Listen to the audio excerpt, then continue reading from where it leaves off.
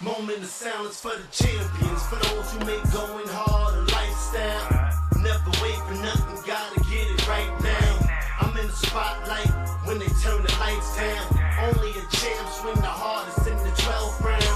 I love the fourth quarter, I love the ninth inning, I love game 7. Bring on the competition, cause in my heart, can't nobody do it better. Can't slow me down, won't stop me, never. I'm so Cassius Clay, I'm Tyson in his prime. You know me, man. I'm Barry Bonds with mine. What's up, everybody? What's up, motherfuckers? And welcome back to the Pressure Podcast. This is the Thursday night edition. Let's get it. Give me a hell yeah!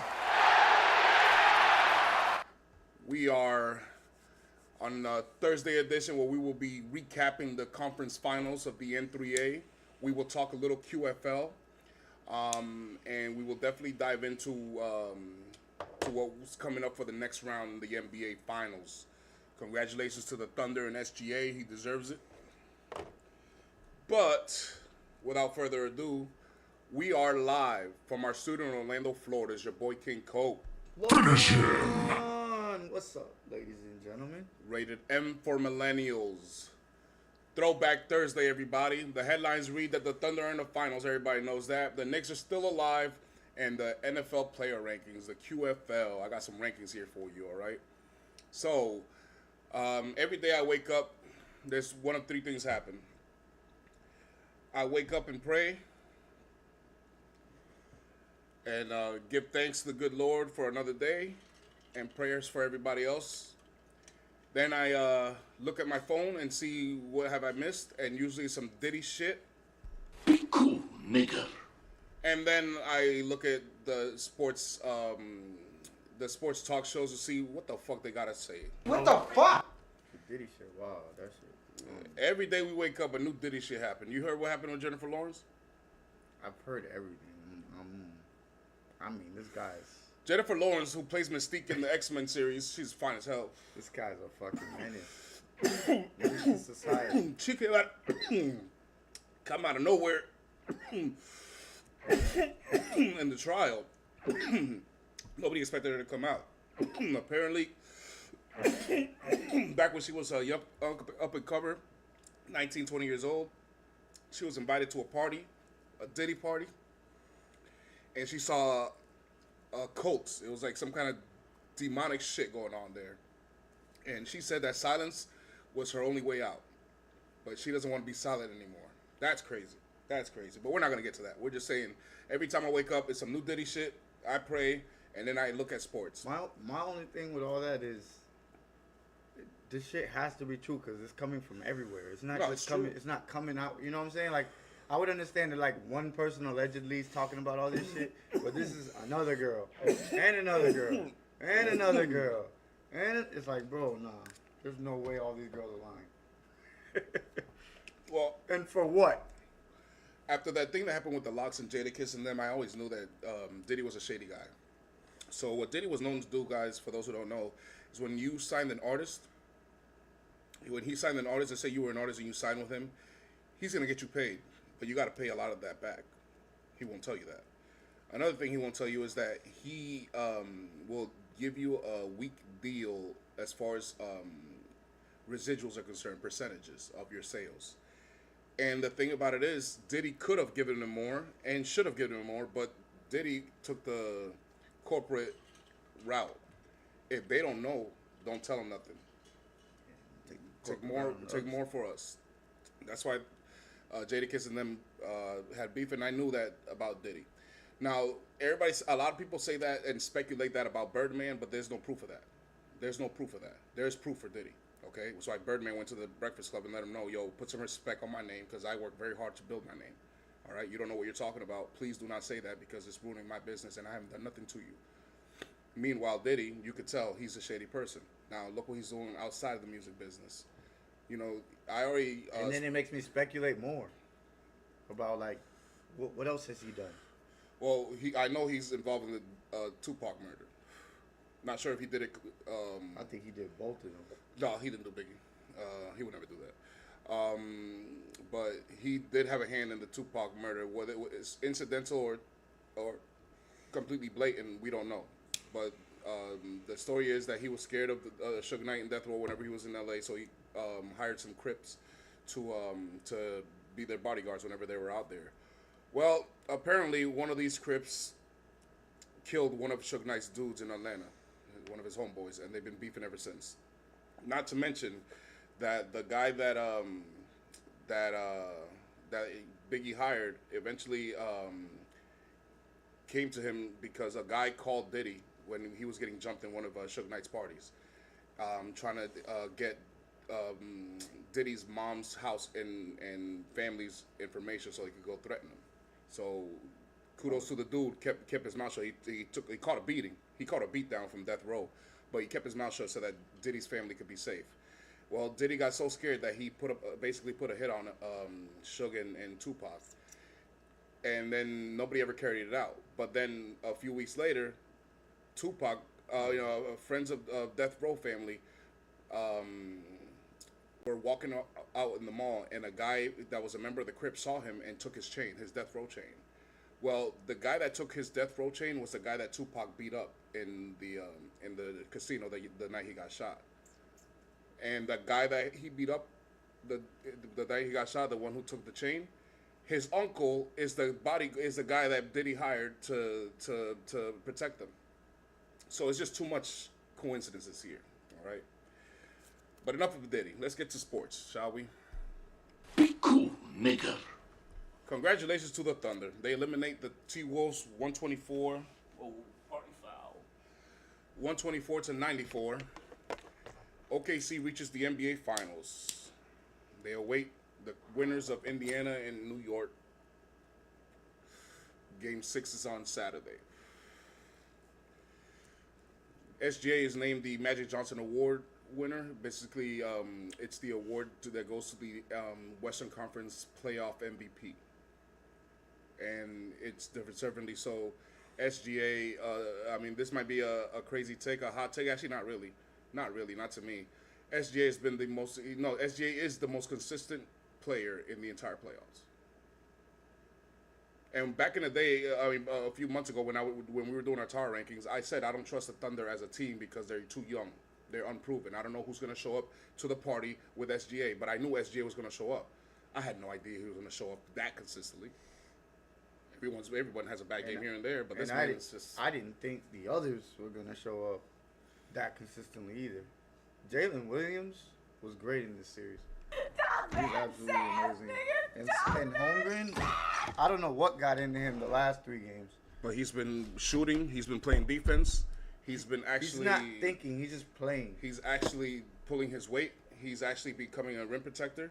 He's getting clutch rebounds, and he's not making mental mistakes or getting into foul trouble or nothing like that. So kudos to Homo Green.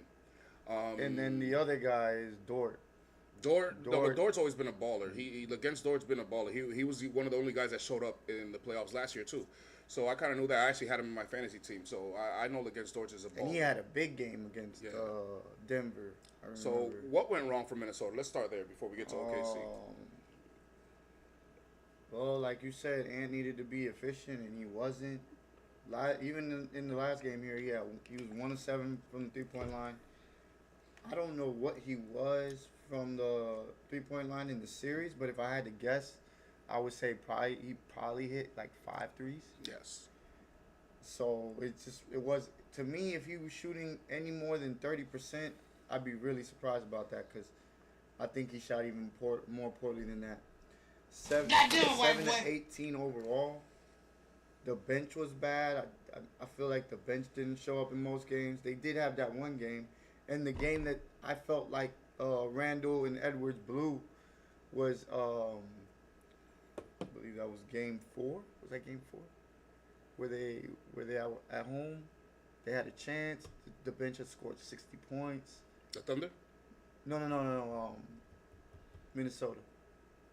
But you're saying that was in game. The bench of Minnesota scored 64? Yeah, 60 points. In that one game where Randall and Edwards didn't show up at all. That was game 4. So yeah, that was they missed that. That was big. That was Tuesday. Yeah, that was big. And then again, I go back to just the turnovers, man. turnovers. Just like I felt like New York was getting killed in the turnover ratio with Indiana, because Indiana, even though you guys are out rebounding them, they're still being able to push the ball because of the turnovers. Because of the turnovers. So that's big, man. That's big, and you let a team like OKC who wants to get in transition as well. They're another team that kind of like Indiana, but I think they're better defensively. So, to me, what went wrong for Minnesota is a few things. Number one, their defense. It wasn't as good as it was last year. I agree. Let's just call it what it is. I agree. Number two, Randall just disappeared on him. The Randall that was there against the Lakers and the Golden State Warriors disappeared. But in this game, I would say it was Edwards who disappeared. Even though he had 19, it was 7 to 18. Well, we'll get to Edwards in a few. We will get to Edwards in a few. The McDaniels and Alexander, their usage rate was too low. If Randall and Edwards are going to be this inconsistent and struggling, then these guys got to get like 15, 20 shots now. Because they were balling. They were low-key balling. They just didn't get the opportunities. DiVincenzo finally woke up this round. But the main guys, Randall and Edwards, were not around. That's and true. Rudy Gobert was hit or miss. I'm surprised DiVincenzo only took 4 shots. Yes. 2 or 4. But one thing is clear about Edwards: he needs to work on his craft.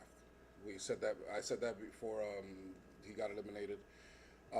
Another thing that Edwards needs to work on is his playmaking skills. He needs to work on getting his teammates better.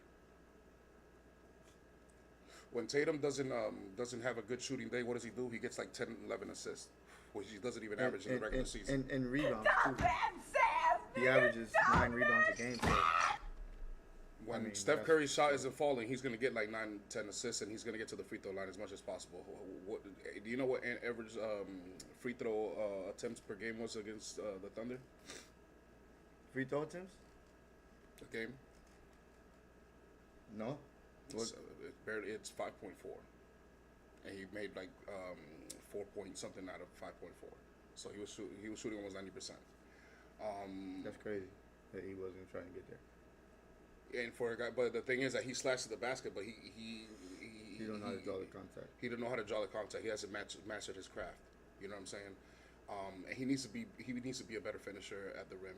When he can't dunk, I need you to hit more layups. There's so many layups that he hit, especially in transition. And a lot of his mid range too. In transition, he will go and miss an easy bunny layup. Now I know he had a Euro step between two guys, but I mean I see SGA. I see a lot of people do this all. Once they get long. Past you, I mean just look at Giannis. Giannis is a Euro step master, and he finishes at the rim all the time and one all day.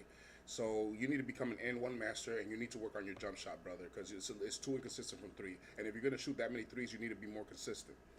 Now, another thing that I don't like about the Minnesota T-Wolves is that they are too reactive. They don't enforce their will. They don't make a team play their game. They're just literally reacting throughout the game, and maybe that's on the coach. Maybe that's on the culture of the team. But this is growing pains. This is expected from teams that are up and coming, and this is growing pains, and I think the T-Wolves will be better for it. I think they're going to learn, and they're going to hit the lab, the hyperbolic time chamber, whatever the case may be. The one thing I will say, though, is the coach, Finch, you can't sit Randall, man. If anybody knows anything about confidence when it comes to like playing any sport, that's key, man. If you feel like you lost not saying you lose confidence in yourself, but if you see your head coach telling you to sit down a whole quarter because you're not playing well, what is that? How does that make you feel? Like, damn, I'm a scrub. I must not be. You know what I'm saying? You can use that as fuel, but you can also. It can also affect you. Not everybody is strong-minded. You know what I'm saying? So confidence is key.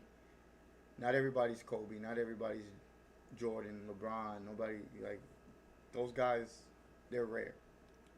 So most guys like Julius Randle, I would even say like a Jaylen Brown.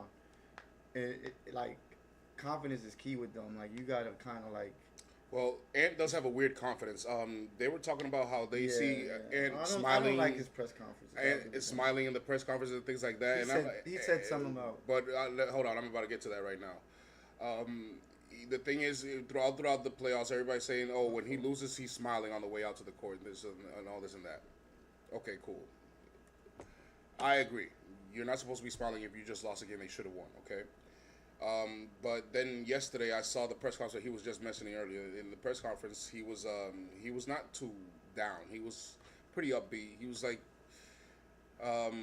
they asked him, you don't seem like you're in a sorrow. You don't seem like you're, you know what I'm saying, like you just got eliminated. And he said, well, I'm only 23. I've got a lot of time left now. It's true, but that's the wrong mentality to have because tomorrow's not promised. Okay, that's just fact. Be cool, nigga. And then, but he was aware enough to say the one who I feel bad for is Michael Conley because I wanted to win one for Michael Conley because he's like the uncle in the locker room. He's the OG. He's the veteran. He's the guy that gives everybody advice and gets everybody together and keep their mindset going right. I love that fact, and maybe Edwards is being nonchalant in a way where he does care. It's just that he's not showing it. You know what I'm saying? But you're not supposed to be in the attitude where there's another tomorrow. There is no tomorrow sometimes. Even the game before that, I remember I was telling you how he said he didn't feel like he had a bad game. Yeah. That he felt like he didn't get enough shots up because. So it could be game. looked up as he's living in delusion, and it kind of looks like it. But I think he's self-aware. I think he's just nonchalant about it. I just think he needs to choose his words more carefully. So I think he does care. Obviously, I think he cares. So what I will say is, in that same press conference, the last one where he got eliminated, he did mention how he's going to be the hardest working guy this offseason. So let's just pray. That's good. Let's just pray that's. Yeah, but I think he needs to work on his PR skills, his public relations skills, because he's coming off as somebody who doesn't care, even though I know he does. Okay. So he's just a nonchalant kind of guy. But that's just the era. But that's not even But it's also being naive and young because everybody who's young is like this. Because remember, even Tom Brady said when he was young and winning all those Super Bowls until he went through that 10-year stretch where he couldn't get back, he didn't realize how hard it is to get there. Edwards, I don't think he realizes how hard it is to get to the conference finals just yet because he's only 23. You know what I'm saying? So these are things that you have to. Humble pie will hopefully serve him right. But some of that is this era. Oh, I'm sure. Some of that is this era because there was no mentality like that back in the day. No, there was, but not in that same sense. In that sense. When Bird and Magic got into the league, the NBA was known as a druggy league and a cool league. Everybody was trying to look cool instead of winning. Trying to get paid and make sure you have your stats so you can get your fat contract, but you didn't care about winning. So Magic and Bird got there. They didn't care about the contract. They didn't care about the money. They didn't care about nothing. They wanted to win. They wanted to win. It was a breath of fresh air.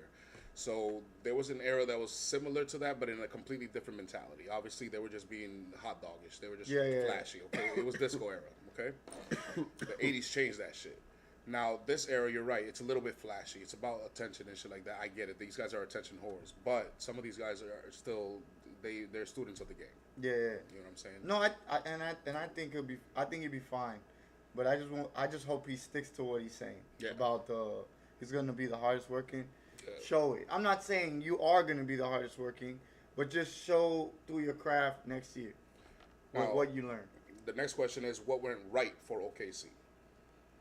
Like, what can is there anything? Okay, so the last game, right? Minnesota had 21 turnovers to OKC's 16. You'd think it'd be a closer game. It was 124 to 94. And they have 14 steals in this game and 8 blocks. So what went wrong? Damn near everything. Like, I'm watching the game, and I feel like everything was going perfectly for them in those games that they won. Yes. Like, there was nothing I was like, oh, well, this might be a problem, or next game, this might be a problem. Like, I couldn't find it. Well, I really couldn't find it. This is how I computed it. What went right is that OKC's defense was bothering Ant and Julius Randle. Okay? Meanwhile, the T-Wolves couldn't bother OKC defensively. Basically, if the guy showed up, OKC's winning. If the guys didn't show up, then the T-Wolves got a Julius chance. Randle need to tighten up on that though, because there was like a bunch of times where he was just like fumbling the ball. I told you and he when didn't he even have a big on him though. I told you. There are times when he slashes to the basket and he does try. It looks like he's trying to do something he never practiced before and loses control of the ball. I told you that he does that a lot. No, but I'm not saying just that. I'm just saying where he's just backing like Caruso down or something, and he'll just like. And he'll just like fumble the ball. I'm like, bro. And he's not even dribbling. He's pressing. He's not a playoff performer, bro. I try to tell everybody that. I love Julius Randle, but he just time and time again he's proven he's not a playoff performer. But the thing about it is though, he was pressing. He definitely he was pressing. But the thing is though, OKC's defense was bothering and Randle. T-Wolves defense couldn't do nothing to bother them like that. The thing with the Thunder is if their young players show up, they're gonna win, and if the young players don't show up, they got a chance to lose. That's literally the nutshell right there. Be cool, nigga. The other thing is that OKC is a lot more disciplined. They were damn near flawless. They were a lot. You could tell they were more disciplined. Even when they weren't playing good, they were still more disciplined than the T-Wolves were. Another thing is that the T-Wolves have what's it called? The T-Wolves have a bad habit of like going through spells where they can't even make a field goal, and it keeps going over and over again. That went right for OKC. Well, a team that this good defensively, this is exactly what they asked for. Now, there's some things to note from Thunder. They're not completely,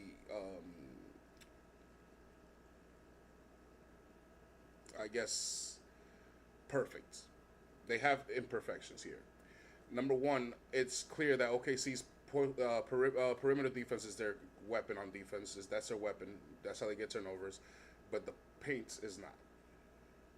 Okay, the paint is not. Another thing with the Thunder is that they're not that good at shooting, perimeter-wise. They're good at scoring, but they're not good at shooting. They're really not. So, I didn't think the T-Wolves forced OKC to shoot enough. Obviously, they don't have the defense to do it. And another thing is, I don't think OKC was ever like forced to double team Julius or anything or Rudy Gobert because they never took over except for one game that they lost. So I think all of that went right for OKC.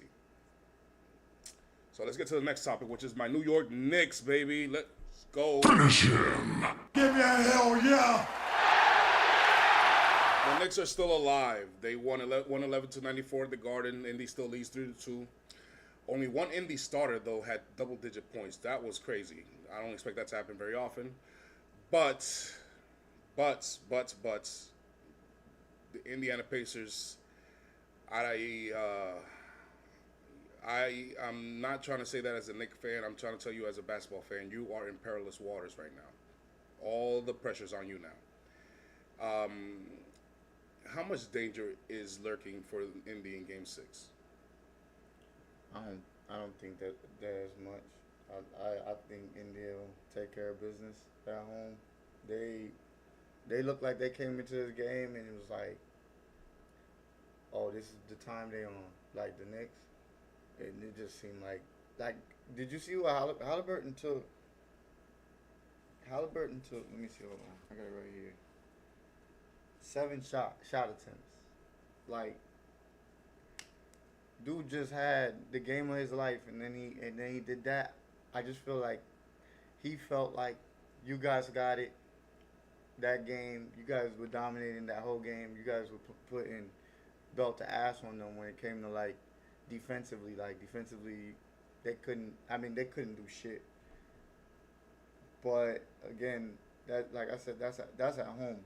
So Indiana looked like a whole different team to me over there in Indy. So that's why I'm gonna go with them, because I just feel like Holly playing this bad and Siakam and Mathurin were the only ones that scored double digits. If it wasn't for them, they probably would have lost this game by like 40. Well, you got to remember, the Knicks are not known for home court advantage as far as the playoffs are concerned. So the fact that we're at home, to me, means literally nothing. It really doesn't mean nothing. However, the later games are a little bit more juicier pause than the earlier games when it comes to the Garden. The juice and the electricity in the building is a little different in the later games. I'll give you that. but the Knicks are a better team in the playoffs, in the road. And the thing it is that they already came back on a 20-point game on the road to Indiana, and they just won a game now, and Indiana looked like they were in shambles offensively today. Obviously, you don't expect Indiana to have a bad game like this, but once again, if the Knicks keep the game close and they don't turn the ball over, the likely scenario is that they're going to clutch up and win the game. Indiana is in dangerous waters right now. You cannot let this game get to Game 7, okay? Obviously not. You cannot let this game go back to Game 7. But That's the why I problem said is, Game 6. but the problem is that in almost every game of the series, Anunoby, Bridges, Hart, Cat, and Brunson have been playing pretty okay for the majority of the series. Brunson's had two, I'll say, mediocre and one bad game, okay? I would say OG tonight was it. OG had two bad games.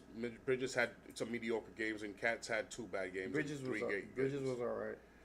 He hit some big shots, I thought. But Siakam has had only one good game and pretty below average games after that. Miles Turner, I know he's a little hurt, and he's always been in foul trouble trying to guard Karl Anthony Towns. That's not easy.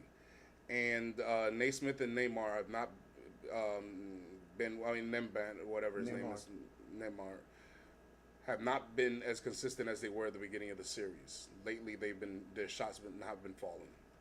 So they're in perilous waters. They have to close this game out in Game 6 at Indiana. But the problem is that the Knicks play better on the road to me in the playoffs. So there's still a chance, but I think it's over.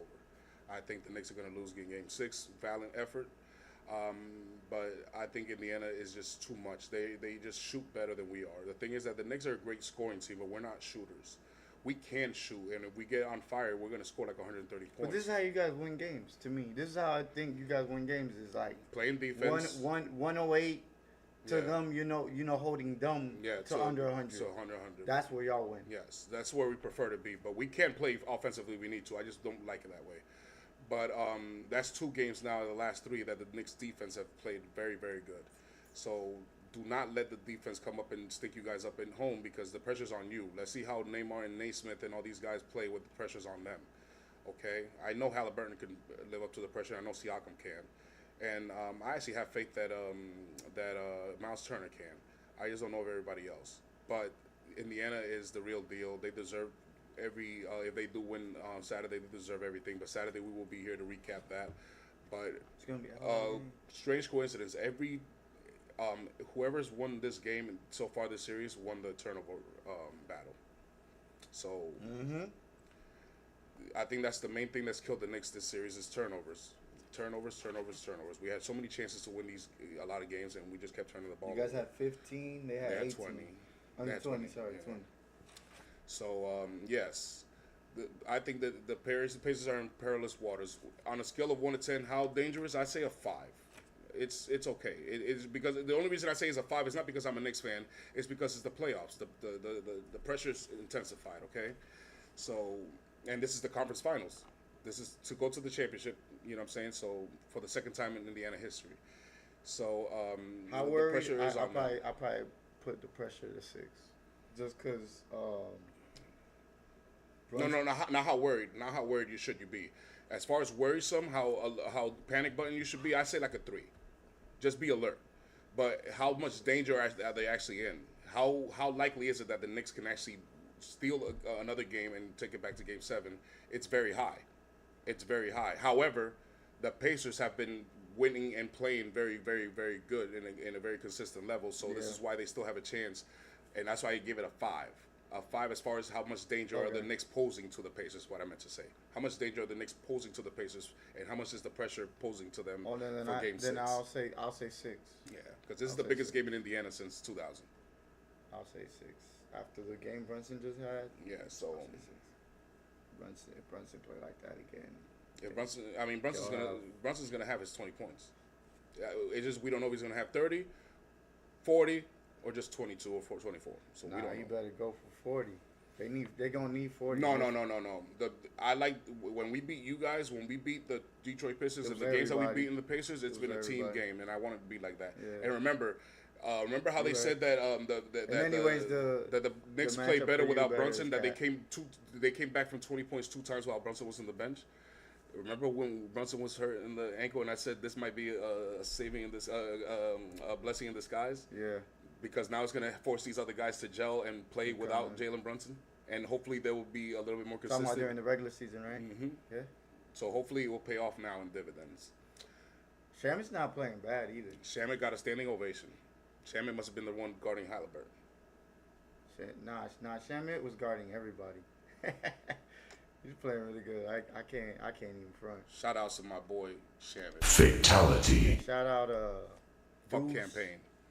No, Deuce McBride is always. Shout out Deuce. Deuce has been doing this for 4 years, bro. Shout out Bridges. Good game. Deuce has been doing this for 4 years, bro. Who else? Let me see if I got some stats here.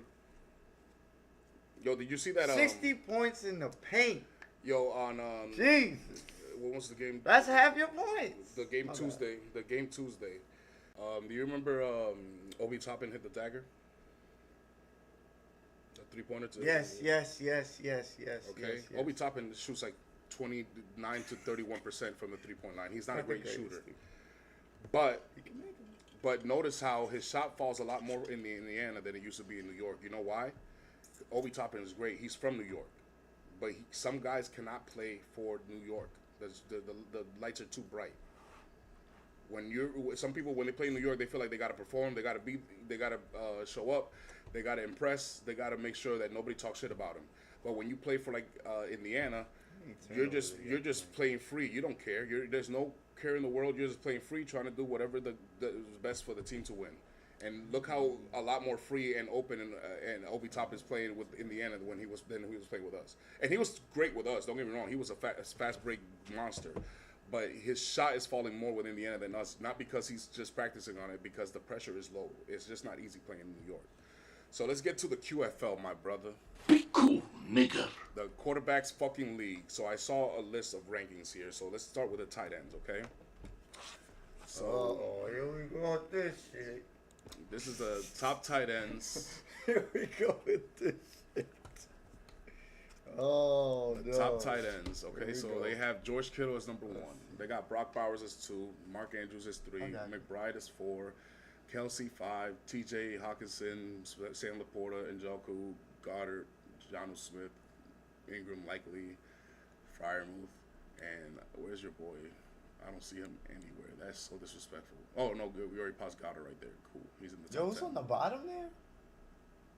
Calcaterra's on the list? Yeah. Top 50. So, Yeah, so forget everybody else. I mean, I think, we got 2 tight ends in the top 50. yeah. You do too? Yes. Damn, top 10 actually. Or top 12. Shit. Yes. That's tough. I kind of agree with this. Nah, this is cool. I kind of agree I'm with this. not mad at that. I would drop Sam Laporta to 20th after last year's I'm not mad at fantasy. that. I'm not saying that because I wish Goddard would stay healthy though, because I think he's one of those. I'm not saying that because I wasted a 3rd round pick on Sam. Talk that sass, nigga. Talk that. When Goddard is healthy, he's a damn good fucking tight end. Yes. So that's cool. 9 is straight. I'm fine with that. All right. I'm not even mad about that. So let's get to wide I receivers. don't like the fact that they got a rookie in there, but that hasn't even played. But So let's that's get to wide whatever. receivers. Here are the top ranking wide receivers for the coming season, okay? Whoa. Wide receivers. Here we Yeah. go. You see what I'm saying? Like, what is that, bro? Why is he on there? So you got What has he done that deserves him to be on this list? who? Travis Hunter. Yeah, already. I just don't understand why he's on the list. That's all I'm saying. Like, there's other guys that you could put Yeah. They're just trying to that make a played projection. football in the NFL. So I agree. Jefferson, Jamar Chase are 1 and 2. CeeDee Lamb, Amon Ra, AJ Brown, Hell Nakua. I think CeeDee Lamb needs to drop a little bit because of the quarterback Yeah. situation there. I think Amon Ra, Nakua, and AJ Brown should belong, but Mike Evans and McLaurin. Tyreek Hill has a chance to regain his glory and his throne. That's nice. And then Nico Collins, when he's healthy, Drake London, I think is a little overrated, and then Malik Neighbors and Brian Thomas Jr. is completely underrated. I think Brian Malik Thomas Jr. Neighbors is amazing, and so is and Thomas. Smith Jibba. What can you say? And then let's go to T. Higgins. I think that's a little too high. Jerry Jeudy, Devontae Adams, Zay hell Flowers, no. Garrett Wilson, DJ Moore, Rasheed Rice, Cortland Sutton, Devontae Smith, no, and Chris Godwin. I will put Chris Godwin, Devontae Smith, and definitely Rasheed Rice over T. Higgins right now. Sorry. And Chris Godwin, over T. Higgins right now. T. Higgins not even the best number 2 option. It's actually, I think, I can't believe they put Judy up there. That's insane. Yeah. That's absolutely insane. Well, Jerry Judy's low-key had a pretty good season last year, and so did Njoku. Believe it or not, with no. So they're going off 1 year then, basically.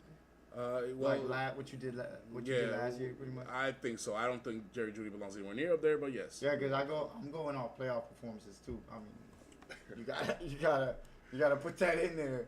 The pressure's more in the playoffs than in the regular season to catch the ball. I'm just saying. I agree, and I think Jordan Addison's better than him. Jordan Addison, McConkey. McConkey straight. I like McConkey. Love when healthy. Jaden Reed, Williams. Yeah, Jameson Williams came out and busted out last year. I think Debo's too high. Ayuk. Debo, I don't think I think he's pretty good over there. When healthy, he's just not healthy enough. So he's right here next to Stephon Diggs where he belongs. And Brandon Ayuk. I would say Jalen Waddle. All these guys, these three right here. I would say Jalen Waddle's better. These 3 right here are nothing but injury-prone motherfuckers. Yeah, Stephon Diggs, Debo, and Brandon Ayuk. Yeah, but Jalen Waddle is better than them. Is better than all of them, in my opinion. But I like how they have them group over here because they're always injured. Let me see who else is up there. Jameson Williams. No, they're good there. And then Marvin Harrison showed out. Ndunze, I like that kid Williams, but he hasn't shown me that he can be like a dynamic route runner. Waddle to me is better than him too. Adam Thielen does belong there. That man's a fucking pro. Can you go up real quick? My bad. Where Williams is, I think he's on the top here. I would put I'll put Waddle right here. About right there. Well, and let's get to the running back, shall we? Yeah, I might have Waddle actually better than Addison. I'm not too sure. Yeah, the running backs list here. So there's no surprise who's number 1 and 2. Saquon and Derrick Henry. Christian McCaffrey does not belong there. He's too injury prone. He's untrustworthy. I would put Kyron Williams ahead of that, or Josh. I'm putting Jahmyr Gibbs. No, I'm putting Jahmyr Gibbs behind over Bijan Robinson. He's third. I'm putting Kyron Williams over John Robinson, and then Jonathan Taylor and Robinson there, and then I'll put Joe Mixon there too. And Chuba Hubbard, man, let me tell you something. For a guy who's very underrated, that man is a fantasy gold monster, and I always fucking pass on him. Facts. James Cook is also underrated. He came out of nowhere too. A-Chain, he's injury prone. Alvin Kamara is great, but he's becoming injury prone lately. Kenneth Walker is always injury prone. James Conner is hit or miss because of his quarterback. Brees Hall, fuck him. He's nothing. He's literally nothing. Talk that sass, nigga. Bucky Irving. Whoa, where's the other? They got a rookie in there, man. Another one. Rashard White. All right. Here we go again. Chase Brown.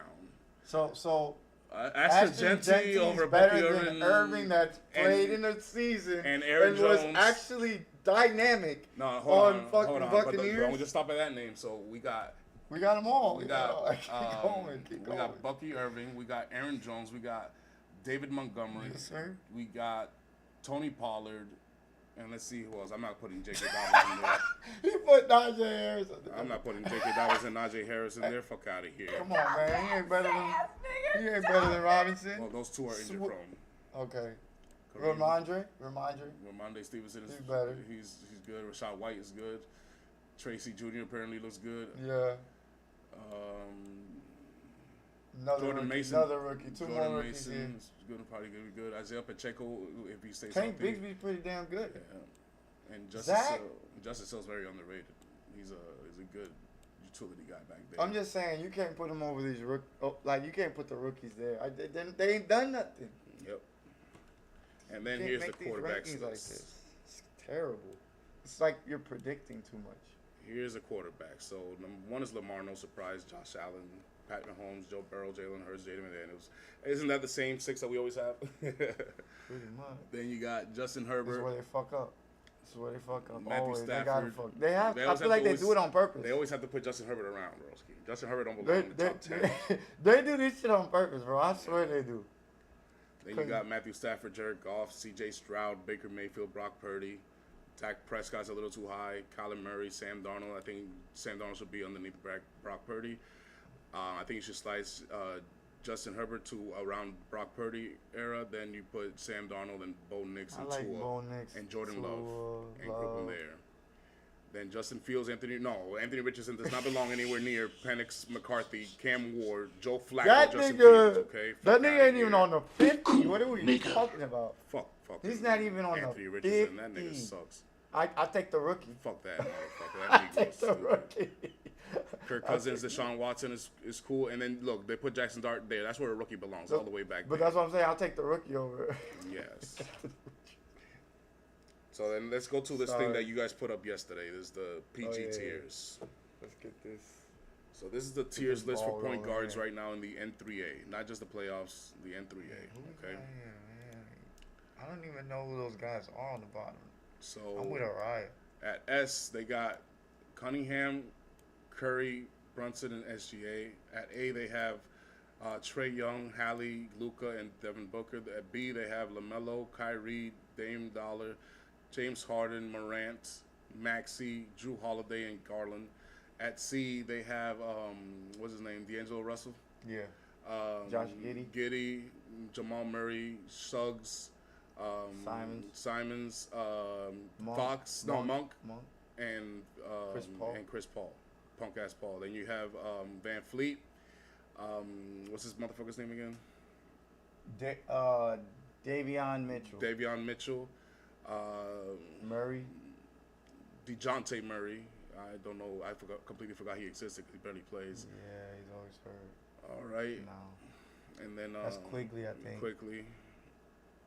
And then Who we never get to see. and then he's Michael fucking Conley hurt and too. De'Aaron Fox.